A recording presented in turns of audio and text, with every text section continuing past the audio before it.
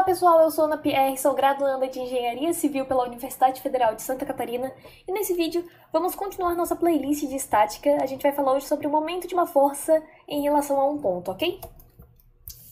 O momento de F, que é a força, em relação a um ponto O do corpo rígido, é dado pelo produto vetorial entre o vetor posição R, que vai de O a A, e o vetor força aplicado no ponto A.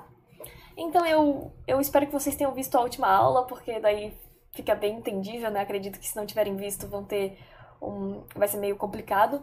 Mas ok, vamos continuar. O momento de O é igual a... Opa, ficou nó. É igual ao vetor posição R, produto vetorial com o vetor força. Ok, é isso que a gente tem. A gente tem esse vetor F, da força sendo aplicada aqui no ponto A. A gente tem aqui o vetor posição R e temos aqui o nosso ângulo θ. E aqui a gente tem o ponto O, ok? Nesse corpo rígido. Tá, onde vimos que a magnitude MO é dada por MO, vai ser igual a F vezes seno de θ. E daí o MO ficou igual a F vezes D. Mas da onde veio isso, né? O que houve? Que o R e o seno de θ viraram o D. Vou pegar aqui um azulzinho. Tá ótimo. Ó, a gente tem aqui o nosso vetor posição, que a gente tinha analisado antes. Temos o vetor F aqui. E temos o θ aqui, né, que é o ângulo. O que a gente tem? A gente tem que o D... Opa, aqui o D é a distância do O até a linha de ação. E a gente tem que isso daqui é um triângulo retângulo. Bem interessante. Então, vamos analisar nosso triângulo... Oh, meu Deus, que feio. Vamos analisar nosso triângulo retângulo. A gente tem o R, e a gente tem o D, e a gente tem o θ aqui em cima. Ok. Então, vamos pensar o seguinte. O seno é quanto, o seno de θ? O seno de θ nada mais é do que o ângulo oposto pela hipotenusa, né? E qual seria o ângulo oposto aqui? Tá, deixa eu continuar aqui. A gente tem que o seno de θ é igual... O oposto a ele é o lado D. A distância, no caso de O até a linha de ação de A. Então, a gente vai ter aqui que é D dividido pela hipotenusa. Qual a hipotenusa? A hipotenusa é o R. Então, a gente tem que o seno de θ é igual a D dividido pelo vetor posição R.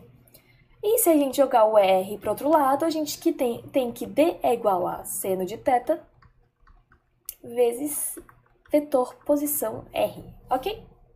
Entenderam como veio parar esse D aqui? Deixa eu botar no vermelho, pronto.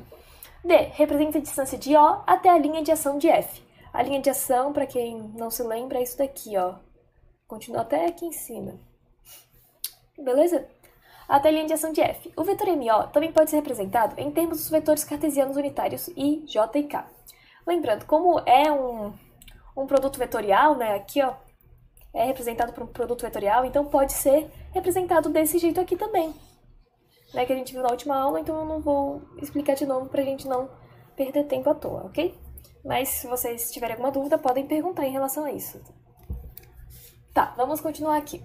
Momento resultante de um sistema de força. É a mesma coisa.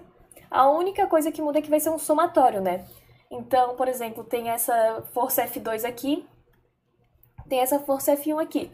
A gente vai fazer o mesmo tratamento que a gente fez antes, e daí depois juntar elas, né? Fazer uma soma. Então, se tivesse aqui sei lá, um F3 aqui, né? Um F3, daí ia ter Deixa eu ver, daí depende de onde seria aplicado. Ah, tá, daí seria aqui, ó. Daí teria um R3 aqui, entenderam? Então é assim, vai acumulando, né? Ok, agora vamos começar nosso exemplo 1. Então, pessoal, vamos continuar e vamos fazer nosso exemplo 2.1. E nesse exemplo diz o seguinte. Determine o momento da força em relação ao ponto B. Temos essa força de 800 newtons, que tem aqui o ponto A e tem aqui o ponto B. Então, essa força vai realizar um momento no ponto B. E a gente quer saber qual é o valor desse momento. A gente tem que se lembrar de achar o vetor posição. O vetor posição que vai de B até A, que é esse vetor posição R, ok? A gente tem aqui algumas informações sobre a peça. A gente tem que a peça tem 200 milímetros de base e 160 milímetros de altura, ok? Então, a gente quer achar o momento em B. Como é que a gente vai achar o momento em B? A gente vai ter que achar o valor do vetor posição RAB, daí fazer o produto vetorial dele com a força, que no caso a gente tem a força de 800 newtons, ok? Aqui é o que eu mostrei pra vocês agora, e vamos achar o RAB. O RAB vai ser menos 200i mais 160j, e se a gente passar para metros, vai ficar menos 0,2i mais 0,16j, ok? De onde veio esses números? Vamos analisar? A gente tem esse daqui é o nosso RAB, né? Deixa eu mudar de cor, não consegui, então vou sem mudar de cor. Daí a gente tem esse nosso RAB. Ué. Opa, agora foi. Tá, a gente tem aqui o nosso RAB e a gente tem que analisar ele. Vamos ver o que a gente tem dele. A gente tem que a base dele é 200 milímetros e a gente tem que a altura dele é 160 milímetros. Só que vamos decompor ele. Aqui. Se a gente decompor ele, tá assim. E vamos analisar os eixos do x e do y. O y tá positivo para cima e o y tá positivo para esse lado, ok? Então vamos ver. O y tá positivo ou tá negativo? Para ele estar positivo, ele tá tendo que seguir o mesmo eixo positivo do nosso eixo cartesiano. E tá positivo, então vai ser 160 milímetros positivo. Já os 200 milímetros está indo num sentido oposto, ele está indo nesse sentido aqui, entenderam? Por isso que ele vai estar negativo. Ok? Entendemos o vetor RAB. Agora vamos dar uma olhada nessa força. O que é isso daqui que está acontecendo? A gente vai pegar o 800 que está aqui e a gente quer saber o que dele. Ele, no caso, é essa força aqui que está inclinada, o 800. Mas a gente quer saber aqui. A gente quer saber essa força do eixo X e a gente também quer saber essa força do eixo Y. Então, vou aqui aumentar para a gente conseguir dar uma olhada melhor. E daí... Um desenho não muito bom, né? Mas é isso que temos. E aqui o 8... Oh, meu Deus. Aqui, eu prendi aqui, sei lá. 800 newtons aqui. Ok? É isso que a gente tem. E aqui a gente tem nossa força X e nossa força Y. Vamos descobrir nossa força Y? Pra gente descobrir a nossa força Y, vamos analisar o cosseno de 60? Como é que é o cosseno de 60? O cosseno é o adjacente sobre a hipotenusa. Aqui a gente, no caso, tem o... Pronto, lindo desenho. Aqui a gente tem adjacente, que é o Fx, pela hipotenusa, que é a hipotenusa de 800 newtons, ok? E daí a gente vai passar o 800 newtons para o outro lado, a gente vai ter que Fx é igual a cosseno de 60 vezes 800 newtons, ok? Daí pronto, achamos o Fx. É só a gente calcular o cosseno de 60 e fazer vezes o 800 que a gente vai achar nosso Fx. Agora vamos achar nosso Fy. E vamos analisar o seno de 60. O seno de 60 vai ser o oposto pela hipotenusa. E o oposto desse ângulo é qual? É o Fy. Né? O Fy, que é isso daqui. O Fy dividido pela hipotenusa, que é a mesma, né? Que é o 800 newtons. O que a gente vai fazer? Vamos passar o 800 newtons para o outro lado. E a gente vai ter que o Fy é igual ao seno de 60 vezes 800 newtons, ok? Então a gente conseguiu achar aqui, ó, os dois vetores de força que a gente queria, que é o que a gente possui aqui, seno de... Opa, oh, meu Deus. Aqui, perdão. Que o Fy é o seno de 60, aqui o J, que revela que é o Y, né? E aqui o Izinho. E daí, se a gente fizer as contas, né, que eu não fiz, mas podem fazer as contas que vocês vão chegar nesse resultado, dá 400i mais 693j. Então, galera, vamos continuar aqui nosso exemplo. E é o seguinte, agora a gente quer calcular o momento em B. A gente já sabe o vetor posição R e já sabemos o vetor posição F.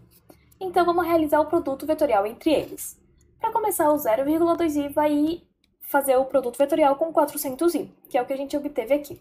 Daí depois o menos 0,2i vai fazer o produto vetorial com 693j, que é o que tivemos aqui.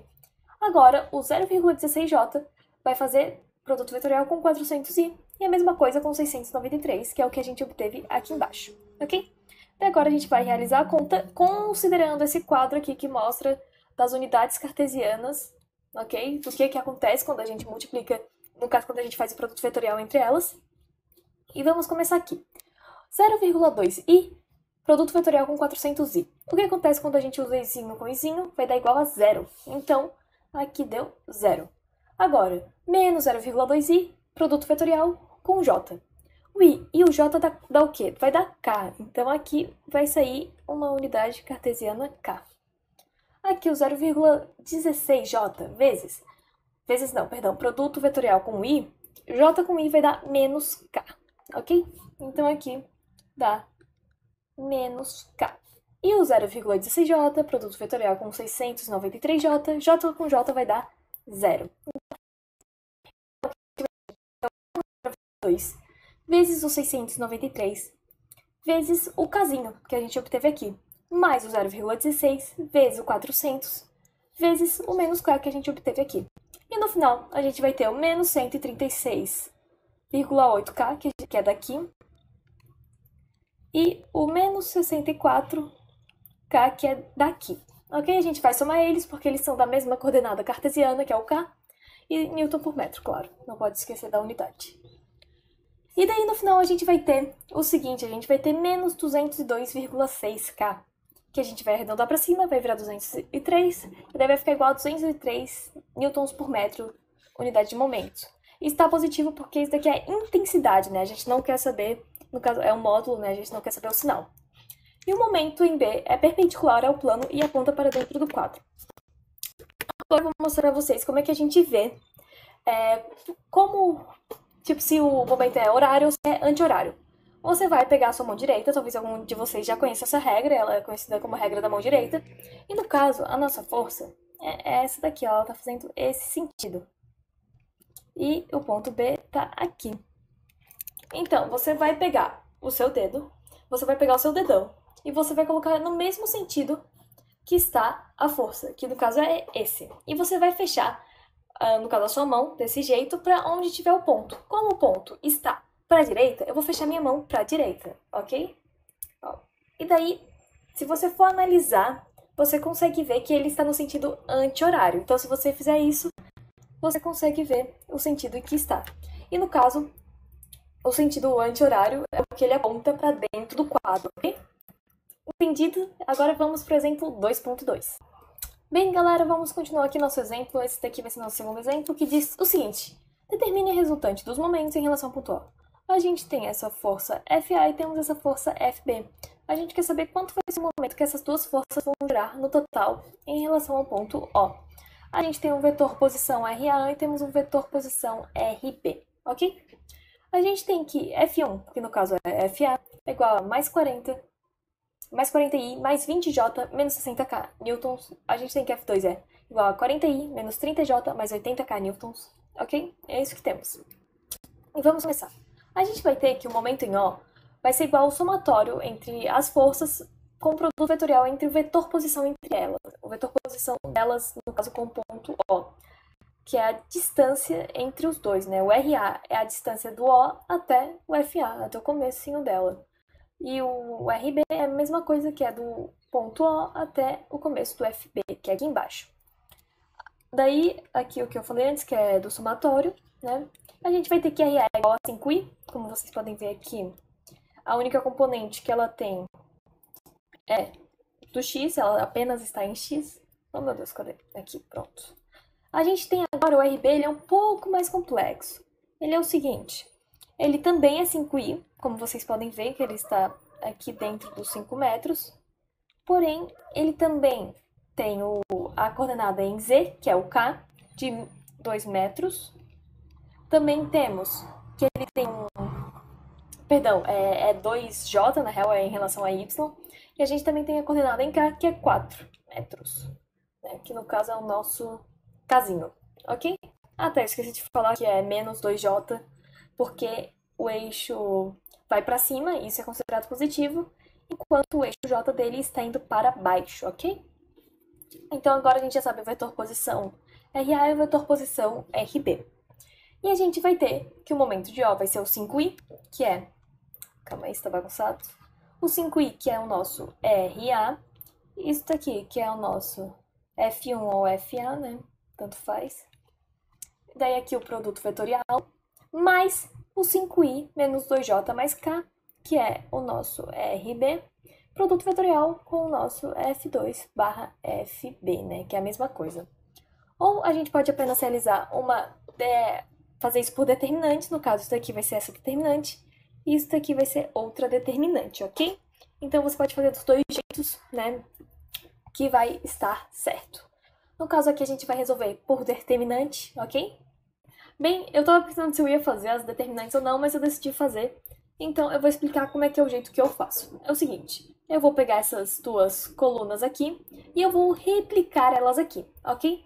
Depois que eu replicar elas, eu vou fazer o seguinte, eu vou ir passando assim, primeiro, no caso, eu vou ir fazendo na diagonal, depois assim que eu botar números vai ficar mais entendível, e vai multiplicar, por exemplo, o i vai multiplicar o zero, que vai multiplicar o menos 60. Nesse caso, vai anular porque vai ter o zero, e o zero vai tornar tudo zero. E daí depois que eu fizer isso com todos os vermelhos, eu vou pegar, sei lá, o verdezinho, e eu vou fazer nesse sentido, vou pegar o k, vou passar pelo 0 e pelo 40. Então, eu vou fazer na diagonal desse jeito. E esses daqui que vão ter o verdinho vão ser negativos, ok? Então, eu vou começar aqui a fazer, né? Isso é para caso alguém não se lembre, ou como que se fazia determinante. Aqui o izinho, o 5, o 40, as primeiras duas colunas eu vou pegar o J, o 0, oh, que zero feio. Deixa eu apagar aqui, gente, que assim, normalmente é feio, né? Mas, pô, tava muito feio. O 0 e o 20, ok? E daí vamos passar primeiro as linhas vermelhas. O i vezes o 0 vezes o menos 60 vai dar 0. O j vezes o 0 vezes o 40 vai dar 0. O k vezes o 5 vezes o 20 vai ser 5 vezes 20 vezes k. É o que a gente obteve aqui. Então agora vamos fazer o seguinte, vamos fazer com as outras linhas, as linhas verdes. O k vezes o 0 vezes o 40 vai dar 0. O i vezes o 0 vezes o 20 vai dar 0 também. O j vezes o 5 vezes o menos 60 vai ser esse daqui, ok? E por que tem esse menos na frente? Lembra que eu falei que na volta, no caso quando é o verde, é negativo? Então, por isso que tem esse menos na frente, para tornar essa expressão, mudar o sinal dessa expressão, no caso, dependendo de qual for. Agora, a gente já completou essa determinante aqui, ok? Agora a gente vai fazer isso com a outra determinante. Deixa eu pegar um azulzinho aqui. Vou pegar aqui o i, o 5, o 40, a mesma coisa, repetir as duas primeiras colunas. J menos 2 menos 30. Ótimo. Agora, i menos 2 vezes 80 é o que a gente tem aqui. Mais j vezes 4 vezes 40, temos aqui.